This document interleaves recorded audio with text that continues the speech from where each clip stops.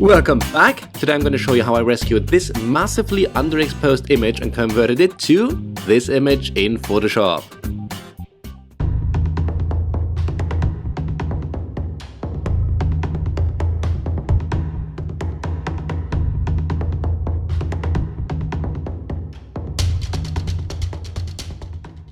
Alright guys, my name is Philip and let's jump right into Photoshop. Remember, if you do like the video and you haven't already, don't forget to hit the thumbs up button. And also, if you're new, don't forget to subscribe, it's going to help me out a lot. Awesome. Now, what are we going to do today? Well, what a question. Let me just quickly draw that on the board for you. So there are information here, there are info, right? I know they are there because I was there. But I can't see anything here, nothing. So we're gonna have to rescue that whole thing. It's just massively underexposed, right? And from there, once we have that, and which is by the way very fast, we're gonna have to take care of noise. So this is gonna be our main concern today: noise and how sharp things are, especially down here, because the sky is actually okay. And in the sky itself, we're gonna just add a little bit more red throughout the lower area of the sky. So that part essentially, and once we have done that, we are already done. So it's not too crazy hard, but I'm going to show you what are the complications with rescuing a massively underexposed image in Photoshop. All right, so let's get rid of this thing. Now we can sort of rescue the image in many different ways. For example, if I just wanted to know if the information are actually there, I can just quickly drag a curve adjustment layer and drag it as far as I can to the top. I can drag it up to something like that, perhaps. That wouldn't be bad. Okay, so that's one way of doing that. Let's just close that down and see, and I guess it would bring out most of the details we need. That's not bad. Let's make it invisible, and let's also check with a quick, where is it here, level adjustment layer. If we are going to do the other way, if we're going to do a similar thing, if we try to get that up, looks about the same. So that's, for example, these are just two methods you can use, right? If you wanted to recover things which are completely underexposed. Remember, that's actually a good example of why you should shoot in RAW. If you would have if you would have shot in JPEG, I cannot promise that I would be able to get the exact same amount of detail out of this otherwise completely black foreground if I would have shot in RAW. Right? If I would have shot in JPEG, sorry, because RAW can obviously keep a lot more information than the JPEG format can. So if I have a look at the curve essentially of what are my dark values and what are my light values in a JPEG, it might have already cut off here, for example, instead of giving me the values which I'm actually working with right now. So just keep in mind, it's good to shoot in RAW if you have the space and capacity to do so. Awesome. Now that we have brought our foreground back to life, essentially from here, which is quite stunning, we're just going to have to make sure that we only apply the level adjustment we have done to the foreground and not actually the background. And I could now take a brush and brush that through, but I'm just going to hit G on my keyboard, which will bring up my gradient mask. My gradient tool. And with the gradient tool selected, I'm just going to drag it down from the top downwards to a point where I feel it's looking good. So let's just keep doing that a bit more maybe. Okay. And let's hit X on that keyboard just to make sure I'm not affecting this foreground too crazy. Yeah, I think I can live with that. That's not bad at all. Okay, so what we have done with only one adjustment is to bring it from completely underexposed to actually a nice image. If I would zoom out, it doesn't actually look bad, right? And I like that a lot. Cool. Now, with that, there are a couple of issues. For example, if I were to zoom in about 100%, you can see there's tons of noise, right? Noise is these kind of grainy, colorful, or sometimes not colorful, well, just grain in the image. And that is normal due to me, I believe, if I remember correctly, having a relatively high ISO on my camera. And it was, of course, pitch black. These things together, plus me not having a lot of time to take actually the appropriate picture because I was with a group of people, and let's just say I had to hurry a little bit. Okay, now what I can do first, I suppose, is to work a little bit on noise removal, okay? Further, we have a little lens flare here in like a really bad area. Like the whole area is just, we're gonna have to do something about that one, don't we? Now, let's create a new layer by hitting Command, Alt, Shift, and N, which is gonna do exactly that, a new layer. Once I have created that new layer, I wanna change the blend mode of that layer from normal down to color. Having done that, with my brush selected, I'm going to select the color which is in the tree, such as this nice kind of brownish color. And with an opacity of 20%, I'm now gonna replace this ugly color from the lens flare with this actual brown. Let's increase that to 30%, 40%. Okay, I just want to make sure it doesn't look orange anymore, which would already help our situation a lot. And then I'm going to select a color which is down here, and with 20%, I'm just going to go over the other orange half of that lens flare right here. Okay, just something like that will do. Maybe back here a little bit as well. And now I'm just going to reduce the brightness of it just by using a curve adjustment layer and just bringing it down to something like that. Hitting Command and I, I'm going to hide this effect that I've just done. And now I can bring it through in this particular piece of the branch here. Let's say maybe I should actually use a white brush. Okay, here we are. Just something like that will do. I just want to make sure the branch actually looks like a branch, and this surrounding area also is not too crazy obvious with a lens flare. Cool, I'm done for that. I'm happy enough. Of course, you can take your time and make these things actually quite nice. In my case, I'm just not. Okay, awesome. So now we've done that. We're also going to continue and bring that color of like a normal color of that tree through further in the tree down here itself, because there's a horrible kind of green. And in all honesty, it's quite bad. So let's just remove that using the same color layer from before, right? I'm not gonna do anything else other than using that color layer. And that's already way better. Now we have a colored tree in the color of a tree. Awesome. Let me see before and after.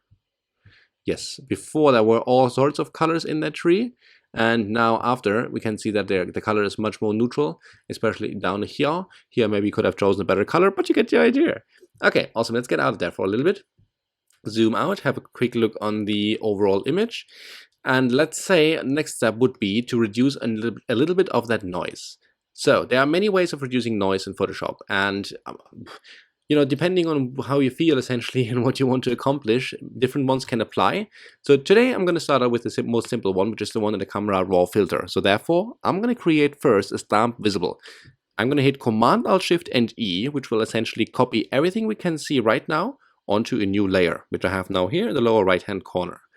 Once I have done that, I'm going to go up to Filter and then Camera Raw Filter. And one day when it has loaded up, perfect, here we are, I want to go to the Details tab and then Noise Reduction. Now let's zoom in like mad people to something like this.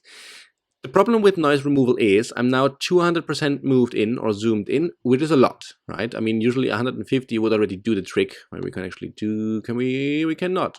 Okay, no problem. That means that if we're removing noise now and we have to remove a lot of noise, it might be that things become unclear because it's gonna merge shapes which should be otherwise separated.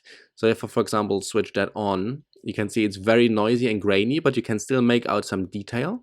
Whereas if I switch it back on, you can see that things start to blend in each other and look way less sharp and defined. That's just a sacrifice we're going to have to make due to me not being able on that particular day to take an image where I actually properly expose the foreground. Now, further at night, you're going to get a lot of color noise. So you can just further, and then just using the luminance noise slider, you can also use the color noise slider. And this one will get rid of all sort of weird pixelation you have in your image. For example, let me switch that back on. If I have a look, let's see, in this bush it should work, right? If I switch it back on now, yeah, beautiful. So you have loads of purple grain in here. And if I do the actual color stuff, like if I just move that color slider somewhere to the center, you can see that all the purple is kind of disappearing. Again, of course, we also experience some loss in detail in general, which is to be expected due to the strength of our noise reduction. Okay, so I think for what we have in terms of image, this is altogether not bad, and I think I can live with this. Let's just hit OK and see how it looks once we have applied it. And one day it's gonna do it. Okay, here we are, perfect. Let's zoom in and have a look. No, let's actually zoom out to 200%, something like that, and look around, and then switch it on and off, and I'm very happy what it did there. Off and on, yeah, I'm also liking a lot what it did there. Yeah, I think altogether in general, I'm a very happy person right now, because with 200% things are still reasonably sharp considered with what we started, which is an image with no foreground whatsoever. And considering that, this is looking quite nastily good. I'm liking that. Perfect. And I think we can even apply it everywhere, because I don't mind it. It looks not bad at all, so I'm going to leave it there. The only thing we might be able to do further is to increase the color a little bit, and then if you felt like to darken this bright line in the horizon a little bit more. If that's necessary or not, I'm not too sure, but it's something we can think about at least. For now, let's play a little bit with the color and the light, and I think then we might actually stop right there because it looks already quite nice. Cool, let's just do that. So for now, I'm going to create a curve adjustment layer. I'm going to bring it up. Yes, I'm going to bring it up, not down, because I want to lighten the center of the image a little bit. So I'm just going to increase the brightness to something like that, and I'm going to hit Command and I to invert that. I'm going to make an incredibly nice large brush, and I'm just going to bring the opacity, bring the brightness adjustment through in the center of the image, just something like that. That's perfect. And now I want to darken down the rest a little bit. Maybe let's bring the brightness adjustment through here a little bit as well. And here a little bit as well. Okay, why not? I'm going to duplicate that layer by hitting Command and J, and I'm going to change the brightness increase to a brightness decrease, but just a slight one, to something like that maybe. And then I'm going to invert the layer mask by hitting Command and I. So now I have the brightness where the layer mask is white, which is the center of the image, and I have the darkness where the layer mask is white, which is the surrounding of the image. So if I switch the two off, you can see if I switch it back on, that I have lightened the center of the image, or this part of the image a little bit, whereas the rest has been a little bit darkened down, which is not bad at all. Now let's just see. I also darkened the sky a little bit, which in this case I actually like, so I'm going to stick with it, because why wouldn't we? Perfect. Now let me zoom in here and actually have a look at these bushes. Do you think we have to do anything with them? I'm not sure. I actually think it's not bad. Let's do something with that green one there and just get the green out a little bit more by creating a hue saturation layer and increase the saturation of that one just a notch, maybe to something like that. Zoom out to see what it does to the image. I like what it's doing to the red in the background, so we're going to use it there as well. Let's hit Command and I to hide that saturation increase. Zoom in and take a look at that bush. Now let's bring it out just for the bush, and let's switch it off and on. It's a bit more green and a bit more shiny. That is what we like. And now also bring that increased color out here in the actual nice red cloud, which we have in the background. Ah, awesome. Beautiful sunset. Perfect.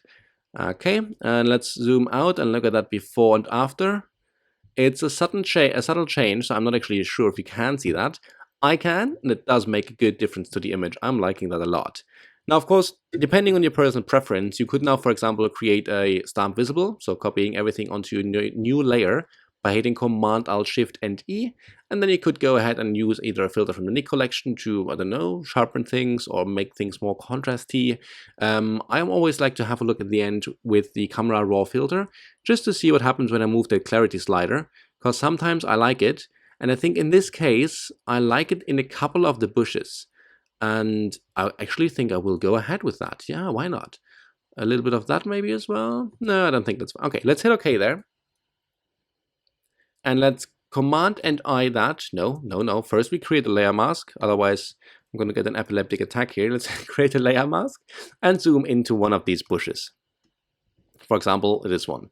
And now I'm going to, with a 20% opacity, bring the clarity adjustment we have just done out in just a couple of these bushes, just to give them, I don't know, to make them pop a little bit more out of the background, right? It creates a little bit of more contrasty, I don't know, feeling to the whole image. I'm not going to do it everywhere, just a couple of the bushes. And also not too strong, just that it's noticeable. Maybe here a little bit as well. And why not over here? Yeah, I think that's looking good. Let's zoom out and see if that's actually making a good difference. Yes, it's bringing out a couple of these bushes a lot, which gives the whole image a very, very nice feeling. Awesome. So what have we done? We have essentially found detail in the foreground. We have played a little bit with the color. We have given it a custom vignette by just, creating some darkness in the surroundings and some light in the center. We have increased the color in the sky a little bit, and we could actually, let's do that. Bring it down, hit Command and I, and let's bring that additional darkness out in the sky. Just like that. Okay, and maybe a little bit over here as well. That's perfect. After all, it's a sunset, and a sunset can't be day bright, so I think a little bit more darkness would work just fine. And other than that, I think we're done for now. Alright guys, thank you very much for watching. If you did like the video, don't forget to hit that thumbs up button, and also if you're new and you haven't already, don't forget to subscribe. It's gonna help me out. Awesome. So that was a very, for me at least personally, very victorious victory, because I have an image which I thought was lost, and I was able to recover so much detail that actually something amazing just emerged, and I'm very, very happy and proud of the whole thing. Perfect.